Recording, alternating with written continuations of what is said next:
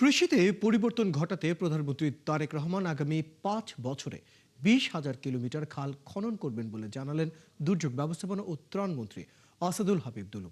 বলেন, এটি দেশের কৃষি খাতে যুগান্তকারী পদক্ষেপ। শনিবার সকালে লালমনিরহাট সদর উপজেলা মিলনায়তনে কৃষি সম্প্রসারণ অধিদপ্তর আয়োজিত সেমিনারে যোগ দিয়ে তিনি এসব কথা বলেন। এ সময় মন্ত্রী আরও বলেন, গত 44 বছর আগে শহীদ প্রেসিডেন্ট জিয়াউর রহমান কৃষিকে আধুনিকীকরণ করতে শ্যালো মেশিন পাওয়ার টিলার এনেছিলেন দেশের খাদ্য ঘাটতি কমাতে। বর্তমান বিএনপির সরকারও আগামী বাজেটে কৃষিকে ব্যাপক পদক্ষেপ নিয়েছে।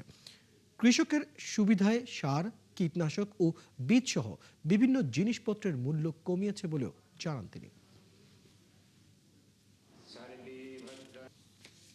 আমাদের পার্টির প্রতিষ্ঠাতা শহীদ রাষ্ট্রপতি জিয়াউর রহমান সর্বপ্রথম কৃষিকে আধুনিকীকরণের যুগান্তকারী অনেক পদক্ষেপ গ্রহণ করেছিলেন।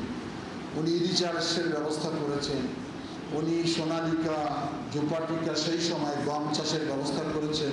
উনি আরেকটি যুগান্তকারী কাজ করেছিলেন, সেটি হচ্ছে যে খাল খনন। এটার উদ্দেশ্য ছিল যে খালগুলো সংস্কার না হলে, খনন না হলে এই বর্ষাকালে পানি জমে ফসলহানি হয়, আবার শুকনো মৌসুমে পানির অভাবে কৃষকরা চাষাবাদ করতে পারে না। আমাদের বর্তমান মাননীয় প্রধানমন্ত্রী তারেক রহমান সেই কর্মসূচিটাতে সবচেয়ে বেশি গুরুত্ব দিচ্ছেন।